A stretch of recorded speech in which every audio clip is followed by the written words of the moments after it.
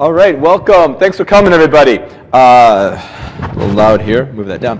My name is Mickey Chavannes. I am the Director of Instructional Technology for the School District of Cudahy. That's Milwaukee, Wisconsin. If you ever fly into Milwaukee, you landed pretty much in Cudahy. I am also the Creation and Innovation Specialist for the district. I'm the guy that you come to if you want to try something or you wonder what you can do. I'm the one that makes it all happen. And oftentimes I make it happen by throwing it to my partner here, Ryan Krieger. Ryan is our Shogun.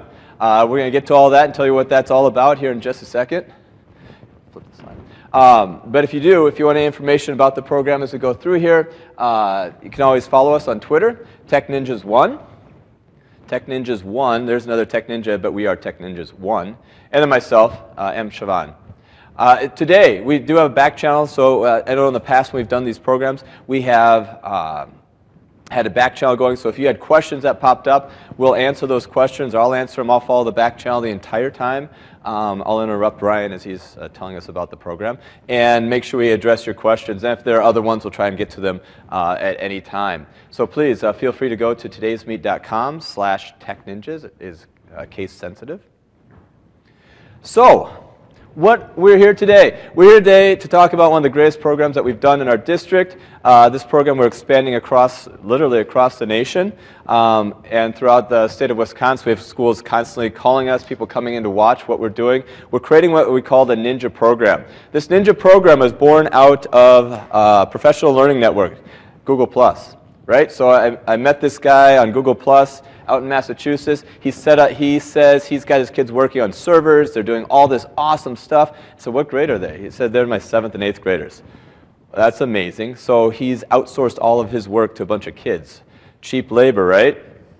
So he's got all the stuff to his kids. They're doing all this great work. And I thought, I've got to get him connected with Ryan because I think Ryan's the right guy to make this type of program work. And so he said he calls himself his own geek squad is what they had after the PBSPBIS thing, right? And I thought, well, Google has a ninja type thing because they have ninja and they have green belts, black belts, all this other stuff so you can take these programs. I thought, well, that's perfect for us. Let's ninjafy ourselves. Ninjafy, trademark. We'll copyright that later. But anyway, here we go. So what we want to do, we wanted to create a program that provided kids with real-life opportunities. It wasn't just enough to sit there and do a project in class, but we wanted to connect them to the world. So if you start looking at this, there are the three big C's. Create, communicate, collaborate, and the fourth C is critiquing, or the critical skills for analyzing. And that's what we started doing here. So we called out to WISN 12. That's the ABC affiliate in Milwaukee. Excuse me, I made sure I get the right affiliate there. So they came out and they actually taped this. We're doing 3D printing. Kids are making things. They are programming things. They're making 3D imagery. They're creating websites. They're helping teachers out. We just, landed an opportunity with Topper's Pizza, a food chain pizza food chain that started in Whitewater, Wisconsin, and it continues to grow. They want us to create their billboards for them, all in this class. We're trying to work out with more businesses to see what they need so we can help create this program. Almost a STEM-like opportunities for these kids. So what happened when we wanted to get this going? We have a district that has roughly 400 PCs in there. We want one-to-one with Chromebooks, 612. Well, we're 611 right now. Next year we'll be 612. And then we've got about 400 iPads in there as well. So we have our elementary schools are iPads. We have our middle school, high school. We're dealing with Chromebooks. The issues that start happening here is that we've got our technology team. We've got 2,500 kids, and this is our technology team. It's fitting that I use all the Disney characters. So down on the bottom, we've got everywhere from Tinkerbell to Daisy Duck. They're our tech integrators. But there's a problem with those tech integrators. These are the people that are supposed to be helping us with all our machines in the district. The problem is, well, we've got all these people to manage these devices. They're teachers. Our tech integrators are our classroom teachers. Ryan is a classroom teacher. So they cannot sit and float around between all these machines and try to fix and troubleshoot throughout the day. Now, don't get me wrong. As soon as a problem arises, the teachers go directly to one of our tech integrators and say, hey, I need some help. Well, they have class. They can't do it right there. So that put us down to myself, Mickey, Pete, it's actually Pete, who's the second guy up there. His name is Pete as well. And then we've got Fiona and Elmer. Fiona is our librarian, but she has to cover 5 different elementary schools. So she, and we've got Elmer, this is Ryan here. Keeps changing my characters. There's Dopey last. They are not able to help us out. So now we've got, we had 2,200 devices to manage for 4 people. They're not around because they too are classroom teachers and they have a job they have to do. So that left 2,200 devices for 2 people. And that becomes challenging. And myself, my background, I have a degree in economics and a minor in finance. I taught AP US History, AP Economics, and US History. Nowhere in there did it say I'm a computer guy. Nowhere in there did it say I know how to fix computers. The only thing they did say was, Mickey, I want you to be a creation and innovation specialist for the district. And now I'm the computer guy that has to fix all these computers as well. Right, I don't know what's going on. Pete, he's my computer guy. So what we had to do, we had to figure out what we could do. Who really wanted to do this? And so we needed some people to help us out, to fix computers, to help out with in the classrooms, to help teachers out with their websites, to help teachers out when they have different apps they want to know how to use, to help teachers figure out these innovations in the classroom, to help teachers do it all. So we started to create this program, and this is in the high school. Now this has changed a lot, all those books in there, all those books that you can Google, I convinced the librarian to move them elsewhere. And so they have this whole computer station in there. You can't, it's not in there right now. There's a 3D printer in there. There's a computer that they're trying to build from scratch. They've got the workstation for any breaks and damages that are done to the Chromebooks, which if anyone here has Chromebooks in their, anybody have Chromebooks in their district? How many do you break a year? A ton, right? Yeah. I actually had to create a cover to protect those, which works pretty well. But yeah, a ton, right? So we hit 15% last year. I talked to a guy downstairs who, or at the Tweet Up at TDI Fridays. They hit 33% damage. And that was his life. I see some people gasping in there, right? So if I had 33% damage, I would have Ryan. He would be totally bald. I would be bald, and some other people would be too, like my superintendent, from going, what did we just get ourselves into? So these are our saviors. They came through here, and they have done an amazing job on so many different things. And what's even better yet, these kids broke themselves into different units on their own, figured out who wanted to do what, and that's when we have a problem in there, somebody just comes into them. At this point, if there's a break in the Chromebook, a kid comes up, puts it on this cart, fills out a piece of paper. I know it's a piece of paper, but the Chromebook's broken, so we can't do it electronically. We put it there, it slides a piece of paper inside the Chromebook. Don't put paper inside the Chromebook, but it's already broken, so it doesn't matter. So we put it there, puts it on the shelf, and a tech ninja comes by, picks it up, takes it back to the back workroom, finishes up, and within 10 minutes, the Chromebook is back in circulation. It's fantastic. That's what's going on a little bit at the high school, and that program is going to continue to grow. I'm not going to talk much about the middle school because I'll let Ryan do that. Speaking of the middle school, we have this great student named Amanda. I'm going to let Ryan talk about Amanda. All right, is this on? All right, good. Amanda is one of my students. She came to the program last year because the program started last year. This is only the second year of the program. This is a type of kid who is very reserved, didn't really have too many friends and whatnot. And it's amazing what this program actually does. When you create this and take this back to your middle school or high school or whatnot, it creates a great environment for these kids to be able to collaborate with one another and also work with people who you ordinarily wouldn't work with. By the end of last year, she was asking, when someone came into the classroom, she was asking to go and do things for me. Instantaneous, when someone comes with a broken Chromebook, she was the first one to go and fix it and go and grab it.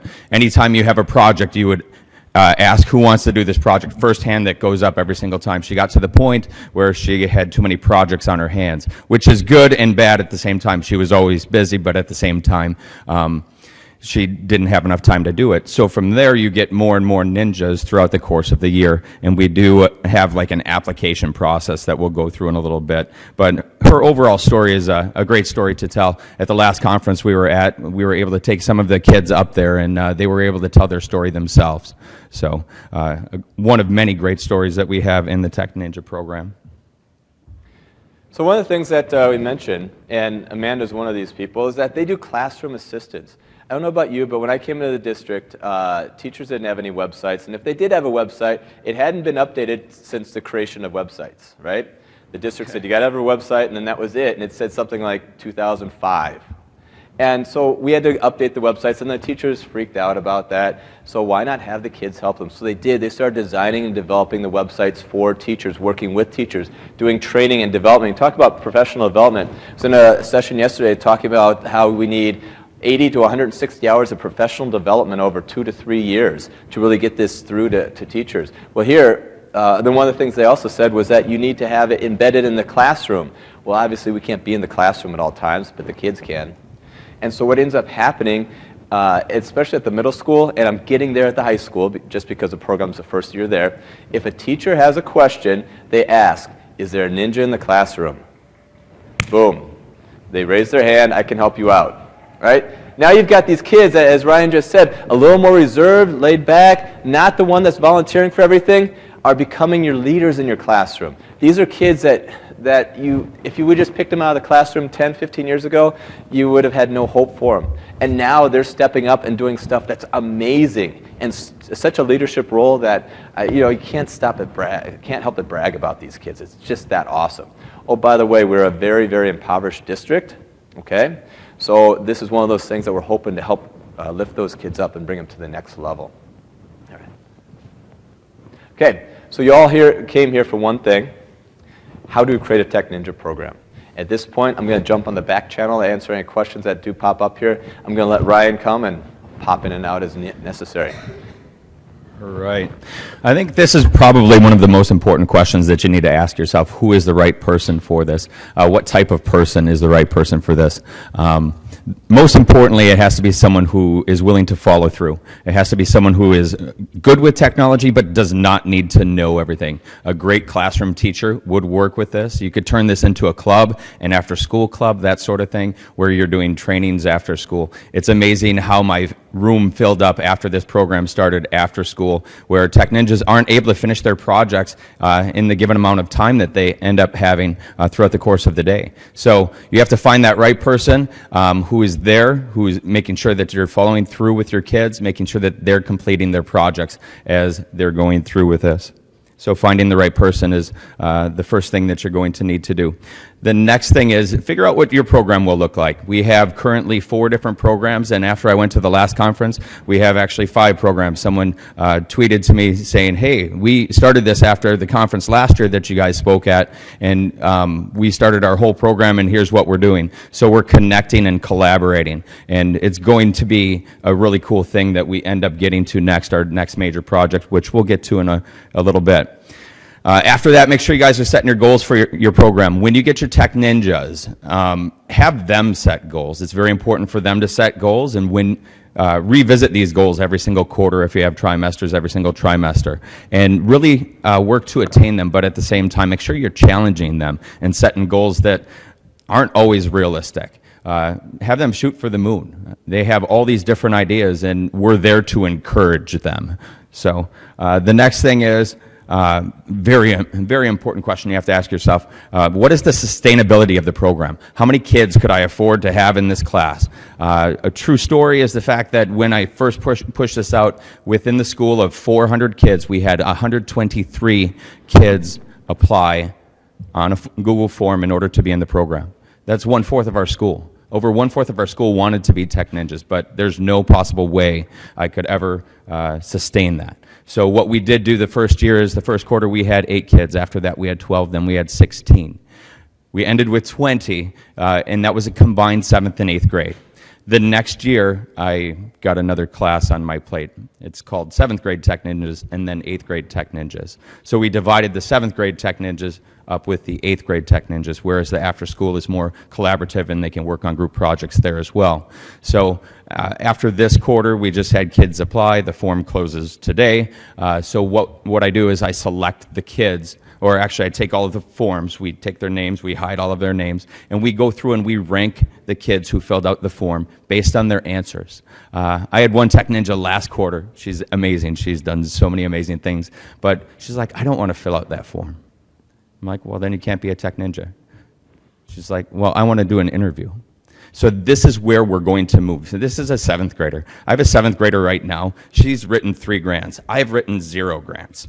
She's awesome, and she wants to write a grant for a VEX set, and that's her overall mission. And so every single resource that she has, she's going to try and get this VEX set that we want to buy in order to compete in the VEX competitions and things like that. These are kids who you leave in the classroom. They might be your A students at times, but they get into this environment and it's just amazing. It is project-based, and I'm just there to push them and take them to the next level. I'm more of a coach if you look at it that way. Next, very important thing here. If I didn't have Mickey over here supporting me with this program, well, there wouldn't be a program, period. And this is how I end my day. I have 7th hour, 8th grade Tech Ninjas, 8th hour, 7th grade Tech Ninjas. So my end of the day, typically at the end of the day, is like when you need your coffee or a soda or just a breath of fresh air. And it's just so motivating. You end your day and you're rejuvenated for the next day based on all of these projects that these kids are doing. So make sure you have the right administrative team to do that. You also have to have the right mindset. You guys are here at FETC, and you have the right mindset already. Perfect place. This is something that you can go and say, hey, I have the perfect idea for our school. This is going to empower kids. This is going to take the kids who are kind of the nerdy guys and make them cool. And that's the best part about it. Another true story about the Tech Ninjas program, I forgot to hand a paper out at the end of 8th hour, and so the next day at lunch I had to hand it out to make sure that they got the information that they needed. And as I go through the lunchroom of 200 kids in 7th grade, I look for my Tech Ninjas, and one's located over here, and one's located over here, and one's located over here.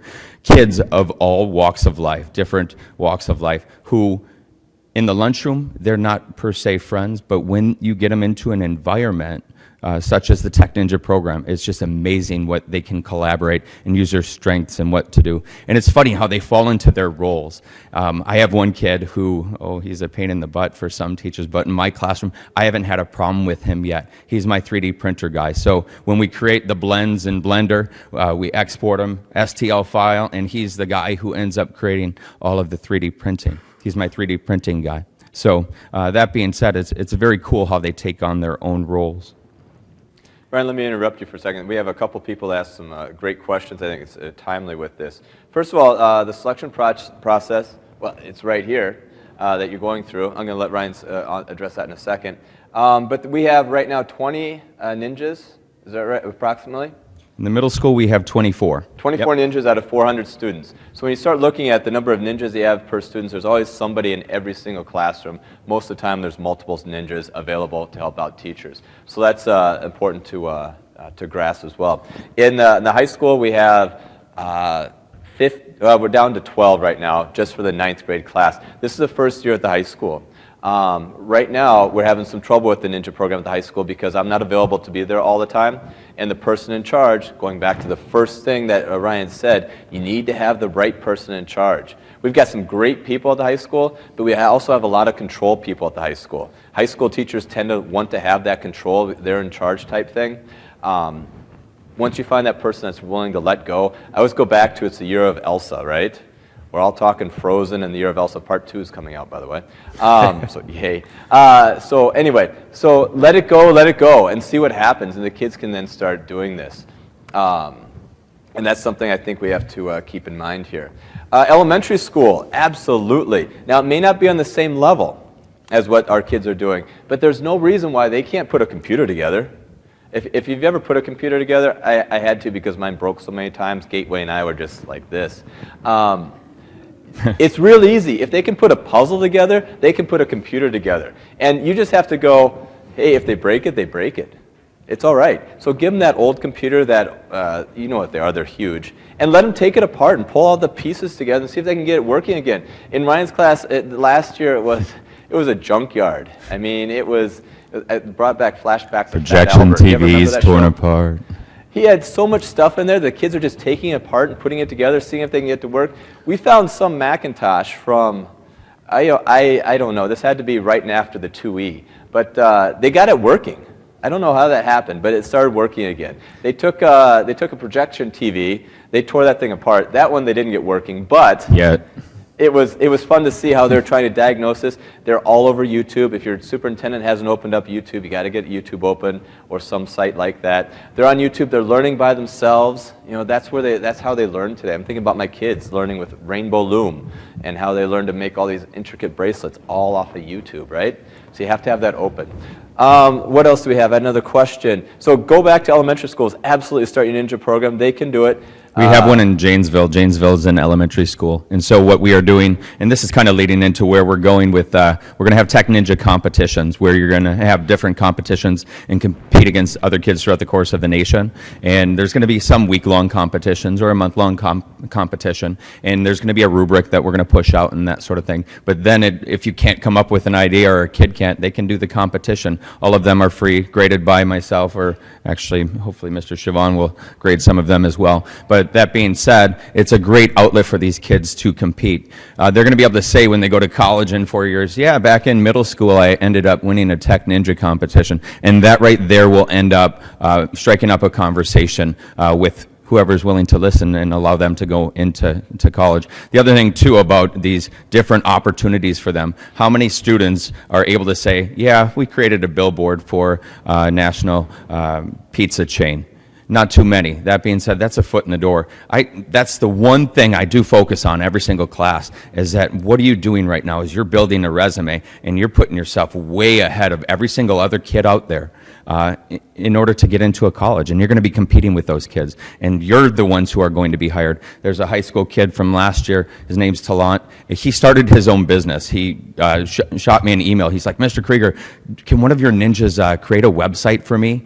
Because we're starting a business. Their business is taking and making gaming computers. And he's working with one of his buddies over in Massachusetts. That being said, it's like, all right, he's in 9th grade. That's exactly what we want these kids to do. So that's another amazing thing. Another one of my ninjas from the high school last year, we went to a conference, got a contact information, and he filled out a resume for a job to fix Chromebooks. So that being said, that experience gives him a foot in the door there, making $12 an hour, whereas instead of just sitting at home and playing games. So that being said, it's very important when you're doing the selection process to make sure that you have your expectations.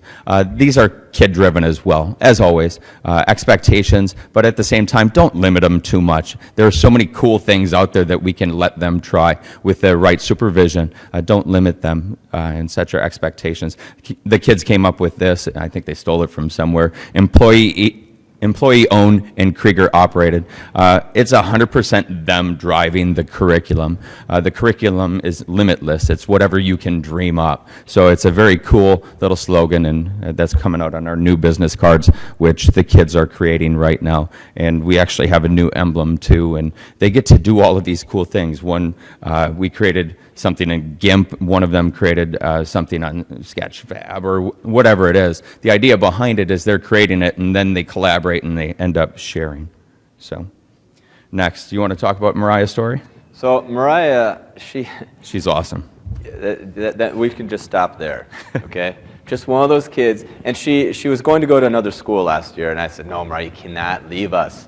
One of those you'd never want to see leave. One of those that you actually want her to follow in your footsteps because you just want to have that student, right? That always is there, that you can always remember. She spoke at our board meeting, just gave this compassionate speech about what this was and what it meant to her and how it pulled her out of her shell. And now at the high school, they call her Mom because she's now taken over the entire Tech Ninja program as a student. And so whenever there's something that needs to be done, Mom comes and organizes the entire thing.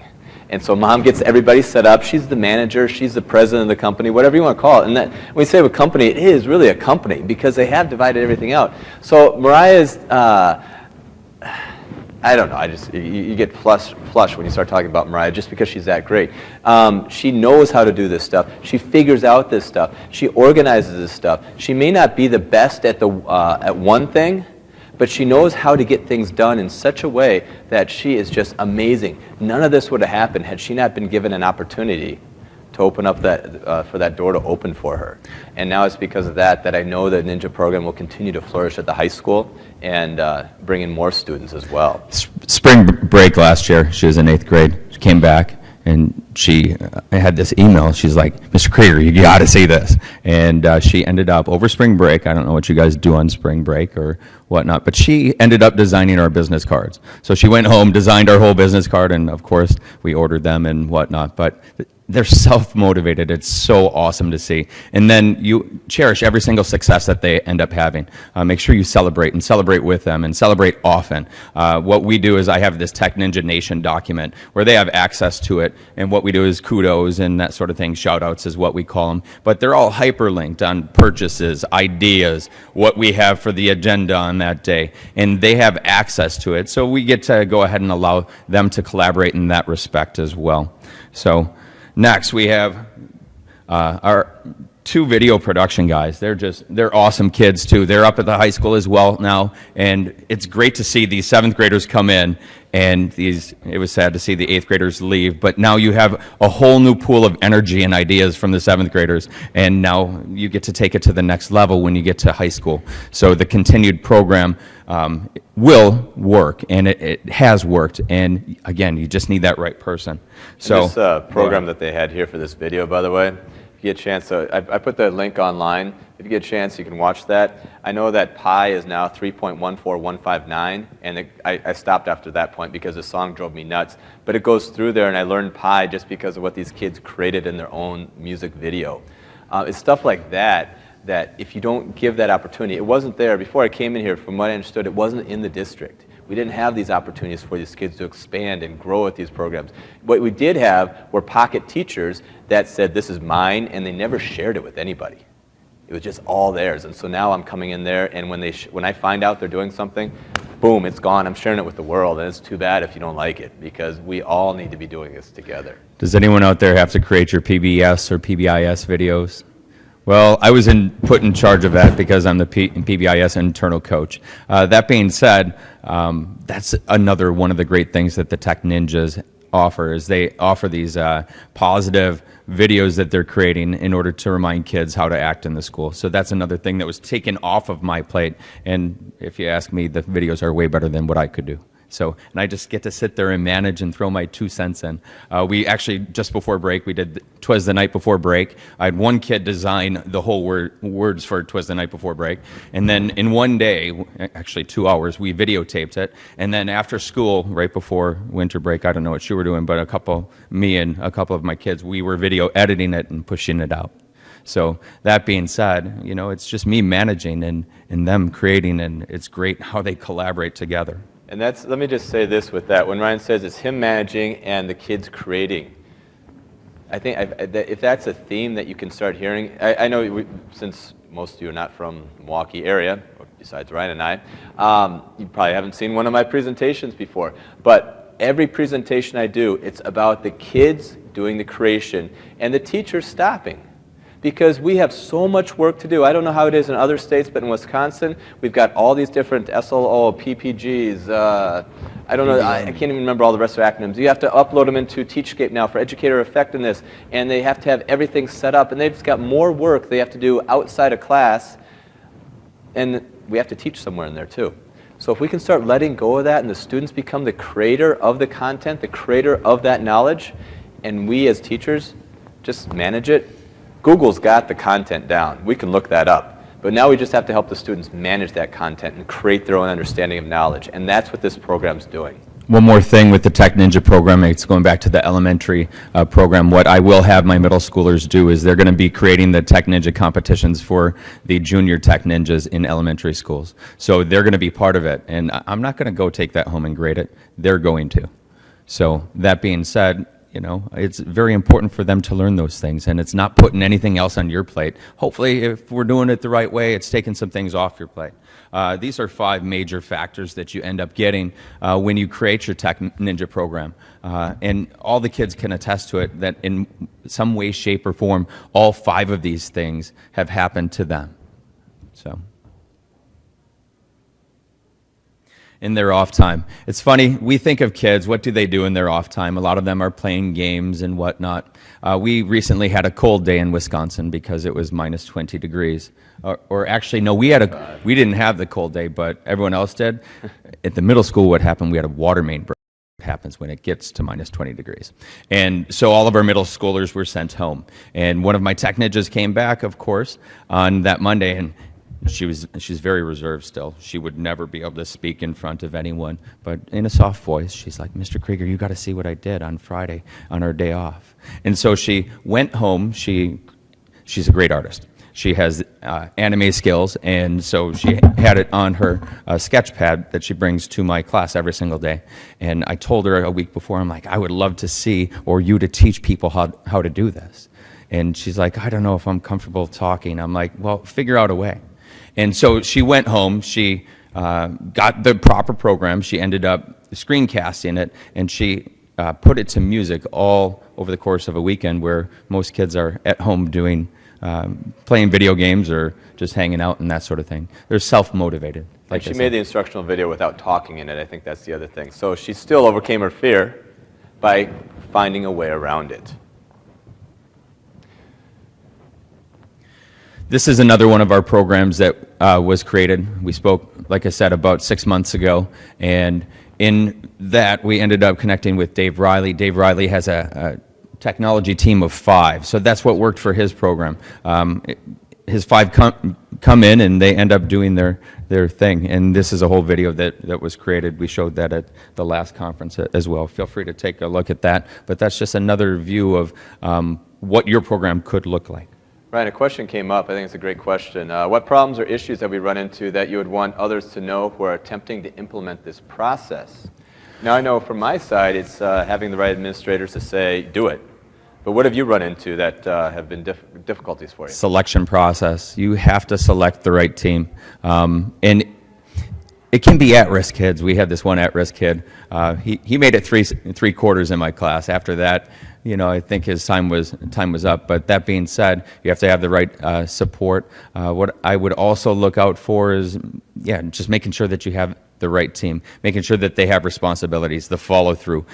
They create project proposals, and I look at the project proposals. They're all hyperlinked. I'll click on them, and just making sure they're on task. I think one of the coolest things that I initiated this year was the fact that every single class you come in and we sit in a circle and we sit and we talk on our agenda for the day. And we go through things, and that's where we do our shout-outs as well. And then they get to work. So it's a team meeting for 5 minutes, and then they go and they get to work. So that's a couple things that I would definitely do. You do like a Walmart morning. Is that what you do? Everyone comes in and say, "Hey, what's the deal of the day? What do you have in your department?" And they say, "Yeah, this is what's going on here." And actually, I stole that from Best Buy. Best Buy, okay. Yeah. So all that's these... 10 o'clock. We're swiping it from the business world, so they'll be used to it once they come through. Another thing that I think is important to understand when Ryan says this, he holds these kids accountable. They know that they cannot be missing school, they cannot be truant or tardy to class, they have to keep their work turned in. Never do we say you have to have straight A's.